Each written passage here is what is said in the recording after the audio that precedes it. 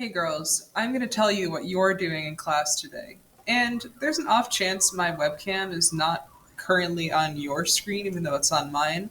So if there's something that I say that's on camera and you're scared and you can't see it, just look, on the board. I'm going to leave the visual stuff that you might need from the video on the board.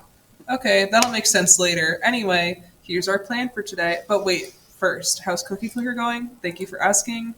Fine. Okay, class. So, class is basically two things today. It is Crazy Connections poster time, and then it is topic and research question design. You're doing all your drafting and brainstorming type stuff today, and then on Monday, you are locking in. So, you are doing the legwork to figure out what your essay is going to be about. All right, so let's get into the first part. This is the part where it'd be helpful if my camera actually showed up. It says it's here, but I don't think it's actually here.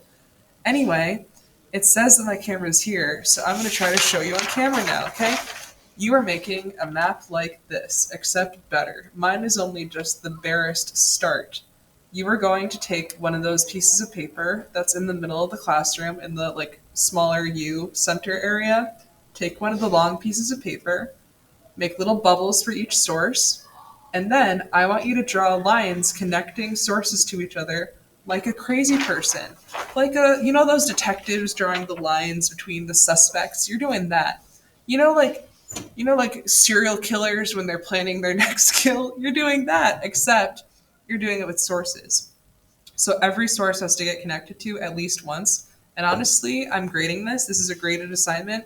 If you're only doing like one connection to like a source, I'm not going to feel so charitable in my grading, being real. So I want it like crazy lines going everywhere type of thing. So once you've drawn your sources, you put them on little bubbles. I want you to label each line with your connection, with what you're thinking of. And these can be big scale connections, they can be small scale, they can be good, bad. They cannot be identical to another person. They need to be your own unique ideas. If you're like, wait, I don't remember the sources, oh no, they're posted in Canvas. Lots of resources that you need are in Canvas today. So I put the whole stimulus packet in Canvas today. So go there, go through the sources, make connections. You've already kind of been half doing this whole time, so you should be able to make connections between sources. And you're going to hand in your map, your crazy connections map, by the end of class, and I'm going to grade it. Yeah, and see how your critical thinking is going. Okay? So that is honestly probably the bulk of class, probably at least half of class. Then, after you're like, all right, I made some crazy connections, that's awesome, we're going to move into phase two of class. This one is on Canvas entirely, it's not on paper at all. This is where you start zooming in on the topic and the research question that you want to pursue for your essay. So, before I explain that Canvas document, here's real life. Here's what happens in real life. Okay. So, you're about to do what the real life APs did in 2023. So, this is the real life stimulus packet from January of 2023. They had, I'm saying 7 sources, I didn't actually count. They had a number of sources in the style of the stuff that me and Miss Krause gave you, right? Literally, they had the same TED Talk as you. I stole it from this.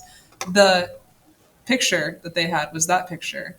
Their hard science article was a giant study about Haitian people being happy or sad, right? So they had a whole variety of sources, kind of connected by the idea of resilience, but random. One was about moths, right? Who knows what's going on with that?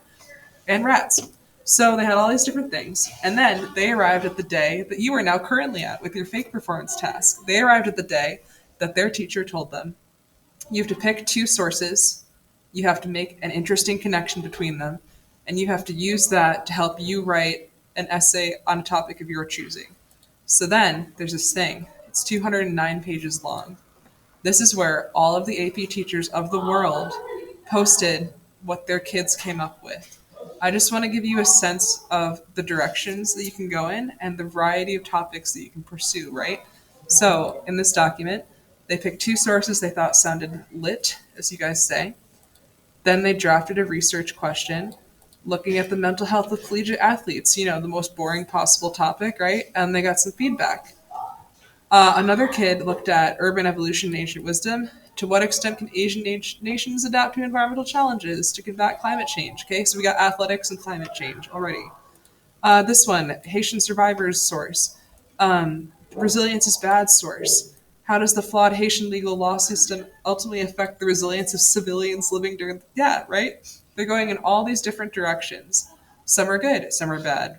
But you can see the same thing that you're about to do is what they did. They picked two sources. They made an obvious connection between them, which you can kind of tell like, in the question, right? They got some feedback. I will put this in Canvas so you can see the process. But when you're ready, when you're done doing crazy connections, let's start that. So here's that. Also in Canvas. This is what you're going to be handing in on Canvas today. This is a list of possible topics that Ms. Krause and I came up with. You can use them if you have, I don't know, never thought a thought in your life about the environment. So these can be your starting point. But if you have your own ideas, please just run with it. Like literally, the theme is environment and use the sources. Okay. Once you've perused sources and you're like, okay, I'm gonna think about it. I want you to tell me three possible topics and the two stimulus sources you would use and how they relate to that topic. You're doing that 3 times. And then if you're ready, this is the final part. Now we're going to try to, actually zoom in on one topic and one research question that you can actually use. So you can draft some research questions here. You can ask yourself these questions here, like, is it good? And you can see if the internet has anything about your topic. If it's too broad, it's going to be overwhelming. If it's too narrow, you probably need to pick a different topic, but go test it out, right? Last thing, cool, draft your best research question and submit this whole thing on Canvas. Now I anticipate that you will not get through this last part. So worst comes to worst, at least think about 3 possible topics and the stimulus connections that you can make with that topic and submit that, okay? That said, ideally, if you can get into this research question area, that'd be great because on Monday, we are basically immediately having you pick your topic and your question and you're going for it. Okay, so to recap everything from the top, go get the poster in the middle, make crazy serial killer source connections. A lot of them. How many? I don't know. At least like 2 lines hitting each source. After you're done with that, that should take you about half the class into Canvas and start designing topics, stimulus sources you can connect, and perhaps you'll get as far as thinking about an actual research question you can use. Okay? This is all brainstorming, drafting, connecting, that sort of day.